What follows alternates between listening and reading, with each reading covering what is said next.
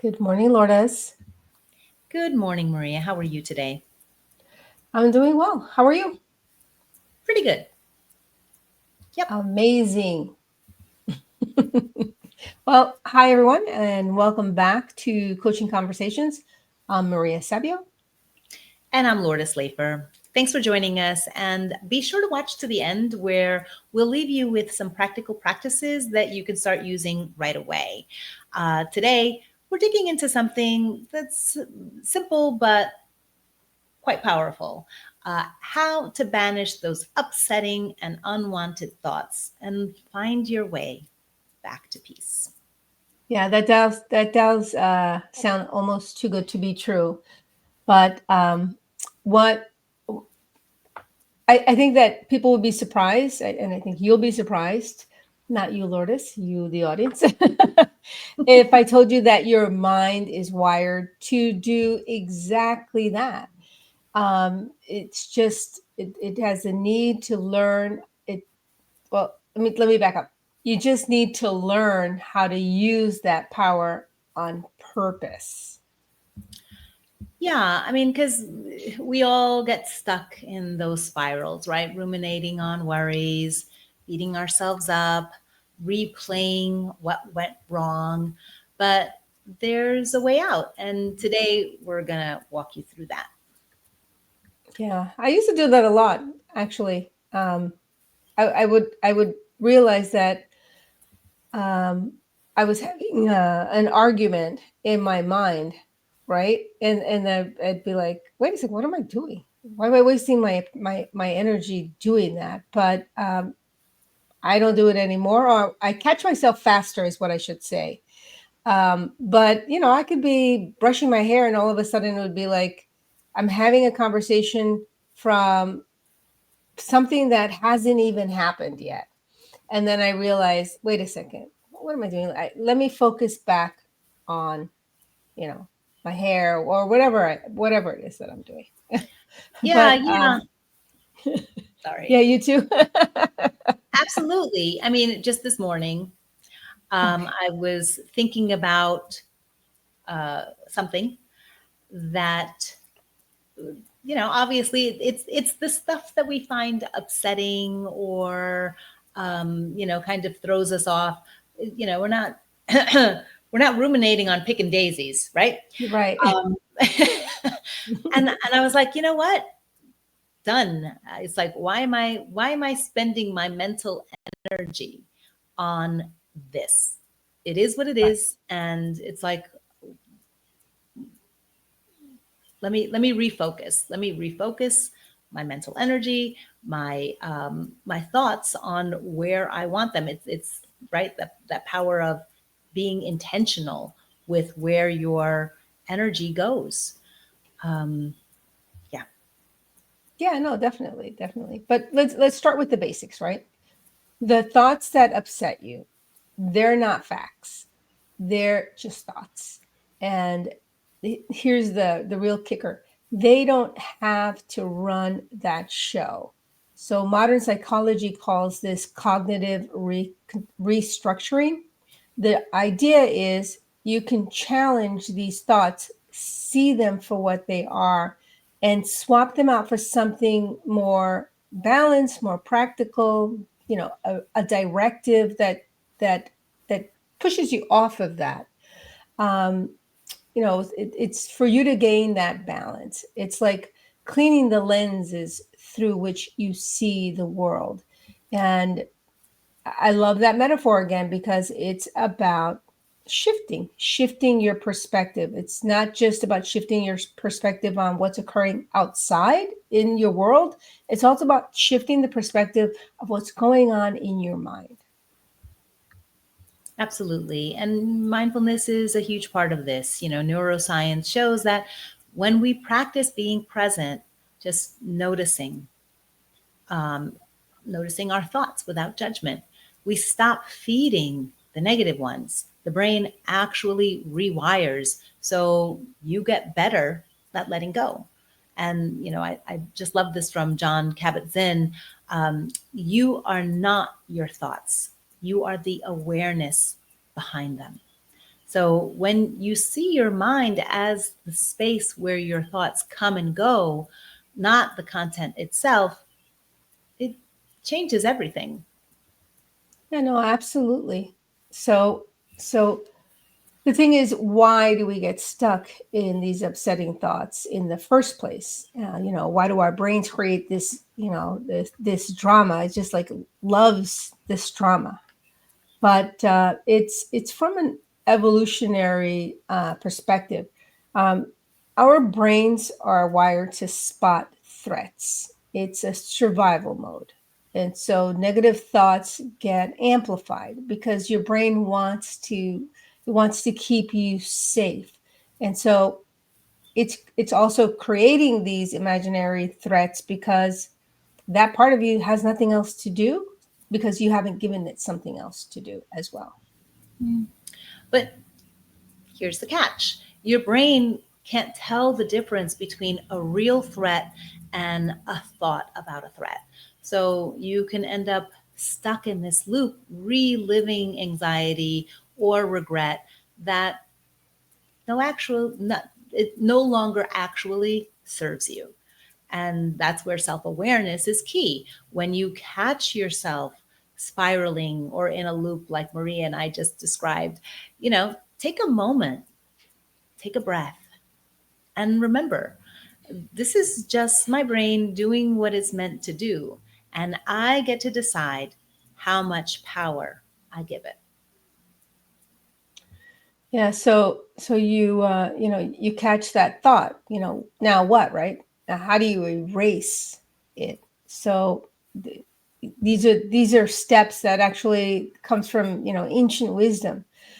Step 1, recognize the thought or feeling as a mental event, not reality, right? It's that pause right there, that thought that you had is going to label an emotion, and that's called a feeling. And that feeling that you're now labeled, name it. That whole complication there, it's like, okay, so and it happens super fast, but that you can label it and say that's anxiety, that's doubt. And just by labeling this feeling, right? This thought separates you from the thought and the feeling. And then step 2, redirect that attention. You can't control what pops up, but you can control where your mind actually lands. And so focus on, like Lourdes said, focus on your breath, your senses, or something that's grounding.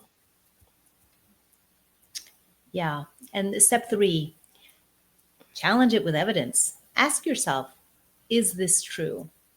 Is this helpful? What would I say to a friend having this thought? This changes the emotional charge. And finally, step 4, replace the thought with a realistic, compassionate one. And this rewires your brain and weakens the habit loop of negativity. Yeah, we really want to be clear. It's not about suppressing your feelings or pretending everything is fine. The it's so important that you validate your emotions, that you label your feelings and your thoughts. That's something that you it's healthier for you to label it, because once you start suppressing things, it affects you physiologically. So it's about choosing where you give your mental energy. You can acknowledge, pain, disappointment, fear, and still not let those control your state of mind. Yeah. And it's like being the calm eye of the storm, right? The chaos can swirl all around you, but inside you choose to stay grounded. And that's emotional resilience. And science agrees. Studies show that people who develop this ability have better health, relationships, and more satisfying lives. Absolutely. So let's go over the daily practice to give you something that you can actually use, right? So pause and label your thoughts. When you notice negativity, silently name it. That's worry, or that's self-doubt. And use your breath as an anchor. Take 3 deep, slow breaths to calm your nervous system before reacting. You do that breath work. It gives you the space that you need to to think before you actually react. And question the thought. That's what it says. Uh, is this really true? And what's another way to see this? That shift in perspective. And then refocus on the present. Engage your senses. What am I hearing? What am I feeling? What am I smelling right now? And then this pulls you out of that mental loop. Yeah, and start small. Even 1 or 2 of these daily practices will help you build your mental muscle to claim your peace anytime, anywhere. Because, peace isn't something, it's not a distant goal, it's something that you can choose right now in every single moment. Those daily practices, they're so in line with, you know, like the work that I do in MBSR, helping people to really cultivate that practice.